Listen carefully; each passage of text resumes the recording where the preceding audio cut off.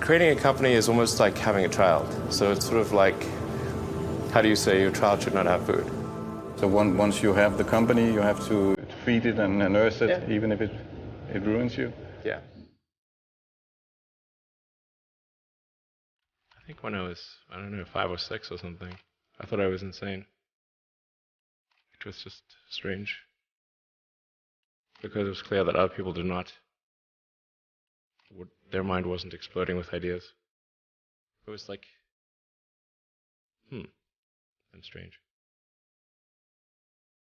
I don't think you'd necessarily want to be me. It's very hard to turn it off. It's like a never-ending explosion. All the time. You've said that this has been the toughest year for you, the most sort of taxing year for you. Like, why? 22 hours a day? Or like, how many I hours? was working, so 7 days a week, sleeping in the factory. I worked everywhere I worked in the paint shop, general assembly, body shop. You ever worry about yourself imploding? Like it's just too much? Absolutely. No one should put this many hours into work. This is not good. And people should not work this hard. They should not do this. It's very painful. Painful in what sense? It hurts my brain and my heart. So this is not recommended for anyone. I just did it because if I didn't do it, then Tesla, good chance Tesla would die. I mean, Tesla really faced a severe threat of death due to the Model 3 production ramp. Essentially, the company was bleeding money like crazy, and just if we didn't solve these problems in a very short period of time, we would die.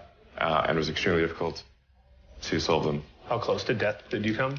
Within single-digit weeks.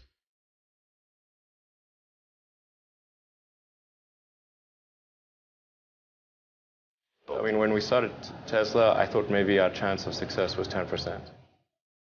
Well, I mean, I can tell you my original plan was, I thought, okay, I had like $180 million from my portion of the sale of PayPal. And I thought, if I invest half of that in creating these companies, then I still have the other half to be fine. Yeah. But of course, that's not how it worked out. We used up all you invested $100 million, then still needed more money. And then there was the big recession of 2008 and 9. And in the end, I had to invest everything. And I was borrowing money from friends to pay the rent. You were on the edge of actually I didn't even own a house.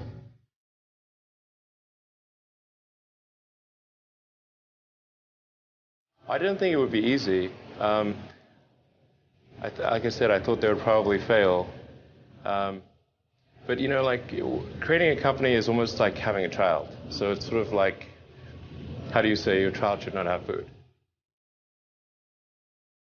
So once you have the company, you have to feed it and nurse it and take care of it, even if it ruins you. Yeah.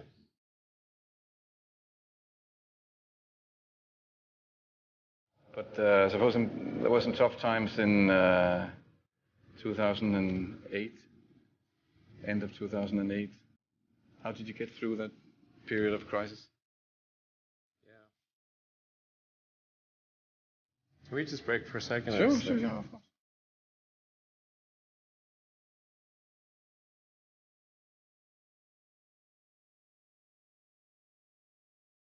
I think that probably they shouldn't want to be You? I think it sounds better than it is. Not as much fun being me as you'd think. It could be worse for sure, but it's. I'm not sure I want to be me. It has actually been a very difficult journey, I have to say. My priority right now is to try to add some more management bench strength to Tesla in particular, so that I can take a vacation. In the last 12 years, I've only tried to take a week off twice. The first time I took a week off, the Orbital Sciences rocket exploded, and Richard Branson's rocket exploded in that same week. Second time I took a week off, my rocket exploded. The lesson here is don't take a week off. Well, when my brother and I were starting our first company, instead of getting an apartment, we just rented a small office and we slept on the couch. And we showered at the YMCA, and we're so hot up we had just one computer, so the website was up during the day, and I was coding at night, 7 days a week, all the time. And I sort of briefly had a girlfriend in that period, and in order to be with me, she had to sleep in the office. So work hard, like I mean, every waking hour. That's the thing I would say, particularly if you're starting a company. Trying to build a company and have it succeed is like eating glass and staring into the abyss. I mean, what tends to happen is it's sort of quite exciting for the first several months of starting a company, and then reality sets in. Things don't go as well as planned. Customers aren't signing up. The technology or the product isn't working as well as you thought. And then that can sometimes be compounded by a recession, and it can be very, very painful for several years.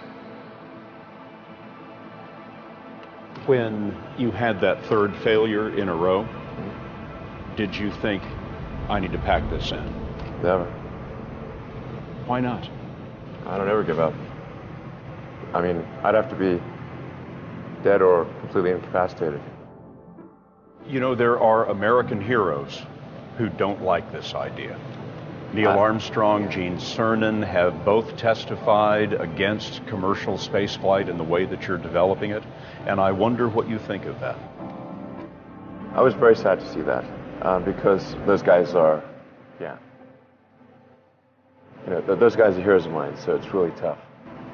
You know, I wish they would come and visit and see the hardware that we're doing here. And I think that would change their mind. They inspired you to do this, didn't they? Yes. And to see them casting stones in your direction. It's difficult. Did you expect them to cheer you on? So they're hoping they would.